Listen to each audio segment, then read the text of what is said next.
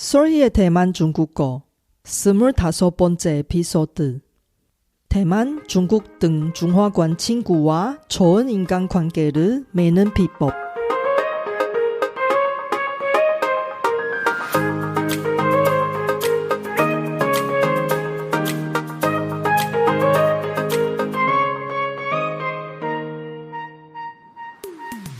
안녕하세요. 솔희 차이니스에 오신 여러분을 환영합니다.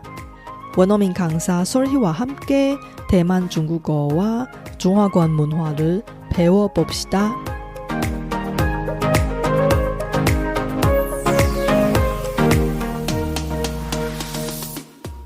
인맥이나 인간관계는 우리의 인생에 큰 영향을 미치고 있습니다. 서양에서는 경제적인 성공의 85%는 인간관계다 라는 말이 있습니다. 대만, 중국 등 중화권에서는 성공의 95%는 인간관계다 라고 해도 과언이 아닌 정도로 인간관계가 나쁘면 성공하기가 힘든 것을 상상할 수 있습니다. 지난 에피소드에는 중화권 친구를 사귈 때 실수하지 않으려면 피해야 할 것들을 언급했는데 여러분 잘 들었으면 중화권 친구 또는 비즈니스 파트너와 문화적인 차이로 인한 소통의 오류를 어느 정도 피할 수 있을 겁니다.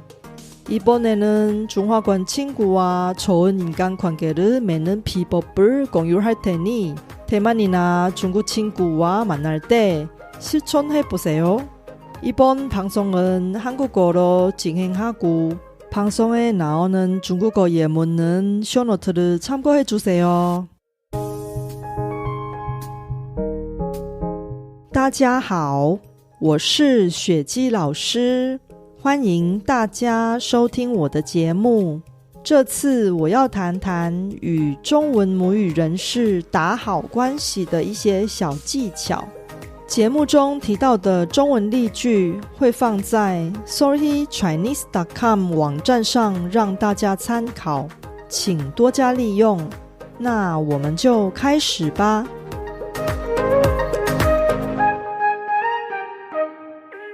중화권 친구와 좋은 인간관계를 맺을 수 있는 10가지 꼭 하면 좋은 것들.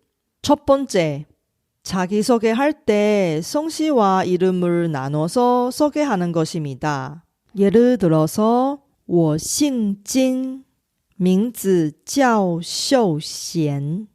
제 성씨는 김씨고 이름은 수현이라고 합니다. 이런 식으로 자기소개하는 이유가 상대방을 배려해서 그렇습니다. 우리 중화권 사람은 모르는 사람하고 처음으로 만날 때 보통 상대방의 성씨로 존칭 하나 만들어서 상대방을 존칭으로 부릅니다. 그래서 우리가 자기소개할 때 상대방을 배려해서 우리의 성씨를 잘 들리게 성씨와 이름을 따로 소개하는 것입니다. 여러분의 한자 이름에 중국어와 비슷한 한자가 들어가 있지만 우리 중화권 사람한테 익숙하지 않은 이름이 많이 있어서 여러분 다음에 자기소개할 때 성씨하고 이름을 나눠서 따로 이야기하면 상대방이 더 잘 들릴 겁니다. 두 번째, 존칭을 무조건 사용하는 것입니다. 특히 초면인 사람에게 반드시 정당한 존칭을 사용하는 것을 추천해드립니다. 대만의 경우 성인 남성에게 先生이라는 존칭을 씁니다. 여성의 경우 小姐라는 존칭을 씁니다. 예를 들어서 王先生, 李小姐. 만약에 상대방의 성씨를 모르면 성씨 없이 단순히 先生 혹은 小姐로 불러주면 됩니다. 세 번째, 공손한 중국어 표현을 쓰는 것입니다. 한국에서 잘 모르는 사람한테 혹은 공손해야 할 사람한테 존댓말을 사용하는 듯이 중화권에서도 공손한 중국어 표현을 쓰는 것은 아주 중요합니다. 특히 대만 사람하고 교류할 때 무조건 공손한 중국어 표현을 사용하는 것을 강력적으로 추천합니다. 왜 그러냐면 대만은 일본 문화의 영향으로 대부분 대만인이 공손 표현을 사용하는 것을 신경 많이 쓰는 편입니다. 더 자세한 내용은 6번째 에피소드 중국어 존댓말 있나요? 예의 바른 사람이면 꼭 알아야 할 공손한 중국어 표현을 참고해 주세요.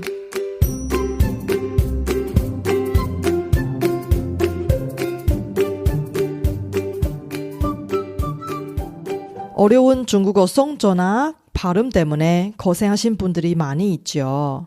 제가 중국어 성조 공포증을 걸리신 분을 위해 중국어 발음 교정 과정을 제공하고 있습니다. 자세한 내용은 solhechinese.com에서 확인해 주세요.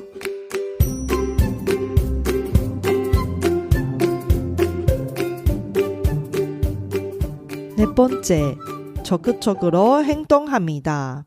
중화권 사람 중에 중화 문화의 영향을 받아서 성격이 부끄러워서 적극적이지 않는 사람들이 많이 있습니다. 특히 남자들이 좋아하는 사람 앞에서 용기 내지 못한 경우가 대부분입니다.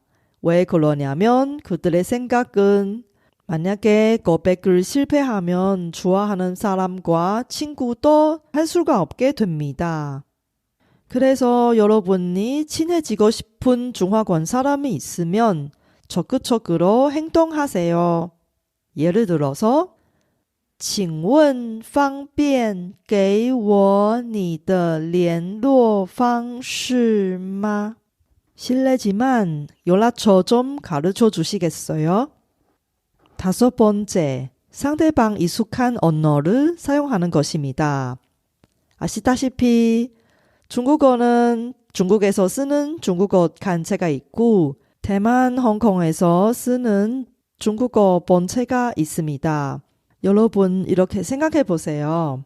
한국인하고 친해지려면 북한에서 쓰는 북한식 한국어를 사용하면 더 나을까요?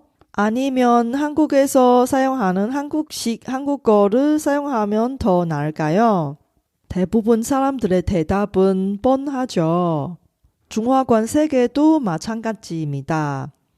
대만인 친구하고 원만하게 의사소통하려면 대만식 중국어를 사용하시고 중국인 친구들하고 잘 소통하려면 아무래도 중국식 중국어를 사용하는 것을 가장 좋습니다. 더 자세한 내용은 2번째 에피소드 대만어 대 중국어 뭔가 다른가 미나모도 무엇인가를 참고해 주세요. 6번째, 상대방을 칭찬하는 것입니다. 대부분 사람들은 구적 관계 없이 칭찬하는 말을 좋아하죠. 예를 들어서 你穿这条裙子很好看. 이 치마를 입을 때 되게 예뻐 보여요. 你的韩文说得真好. 한국어 참 잘하시네요. 7번째, 애칭을 만드는 것입니다. 특히 대만에서 애칭을 사용하면 상대방하고 술을 같이 마시는 듯이 금방 친해지는 효과가 있습니다. 여러분이 친해지고 싶은 사람 앞에서 자기소개를 할 때 본인의 애칭을 스스로 만들어서 상대방한테 본인의 애칭을 불러달라고 하면 상대방하고 빠른 속도로 친해질 수도 있습니다. 예를 들어서 我姓金名字叫秀贤请叫我秀贤就好了. 제 성씨는 김씨고 이름은 수현이라고 합니다. 저한테 수현이라고 불러주시면 됩니다. 제가 블로그를 통해 애칭을 만드는 방법을 여러 번 언급했습니다. 그 링크를 이번 에피소드의 쇼노트에서 공유할게요.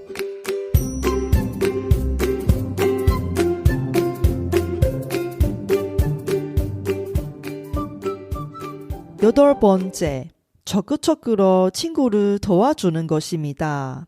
중화관에서 성격이 부끄러워서 분명히 도움이 필요한데 다른 사람한테 부탁하지 못한 사람들이 많이 있습니다. 이럴 때 여러분이 적극적으로 친구를 도와줄 수 있으면 상대방이 여러분의 은혜를 잘 기억하고 열심히 보답하려고 할 거예요. 知恩图报라는 중국어 사자성어가 있습니다. 이 사자성어는 개도 기른 은혜를 안다 라는 한국어 속담하고 비슷합니다. 다음에 중화관 친구가 어려워 보이면 이렇게 물어보세요. 有没有需要我帮忙的地方? 제가 무엇을 도와드릴까요? 9번째, 중화관 친구한테 선물을 줄 때 불행의 숫자 4를 피하고 행운의 숫자 6 혹은 8을 맞춰서 선물하는 것입니다. 왜냐하면 중화관 사람들이 행운의 숫자를 아주 좋아합니다. 숫자 6은 모든 일 잘 된다는 뜻으로 숫자 8은 돈을 많이 번다는 뜻으로 모두 사람들이 가장 좋아하는 행운의 숫자입니다. 예를 들어서 생일한 대만 친구에게 6개 혹은 8개 물건 들어가는 선물 박스를 주면서 이 축하하는 말을 해보세요. 祝你生日快乐 66大顺 생일 축하하고 모든 일 잘 되기를 바랍니다. 10번째, 자신의 음식값을 적극적으로 지불하는 것입니다.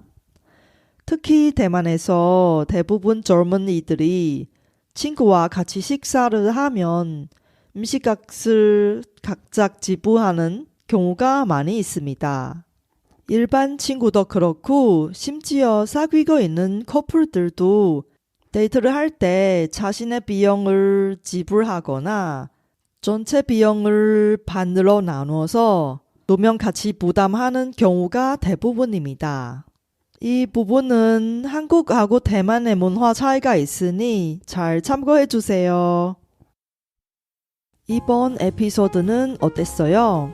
제가 열심히 만든 콘텐츠를 학습자 여러분께 도움이 되었으면 좋겠습니다.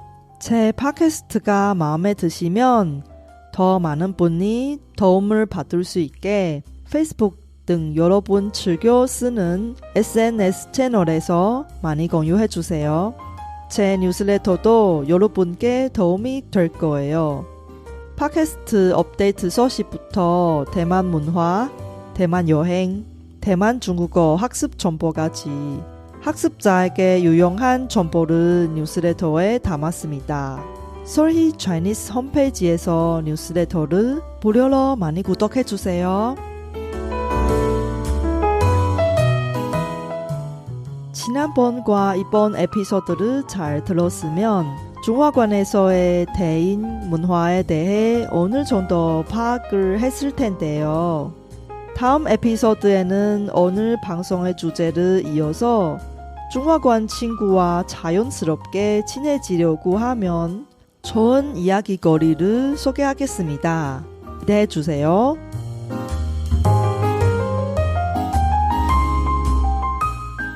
바쁘신 와중에도 불구하고 제 팟캐스트를 들어주신 여러분께 진심으로 감사합니다. 여러분의 의견이나 궁금한 것을 solhichinese.com에서 글로 남겨주세요.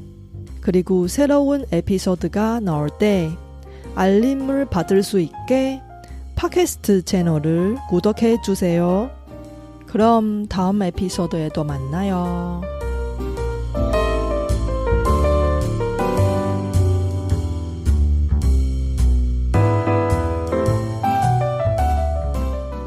我知道大家每天都有忙不完的事，真的非常感谢大家在百忙中抽空收听我的节目，别忘了订阅频道，才能及时收到节目更新的消息。那我们下集节目中再见喽，拜拜。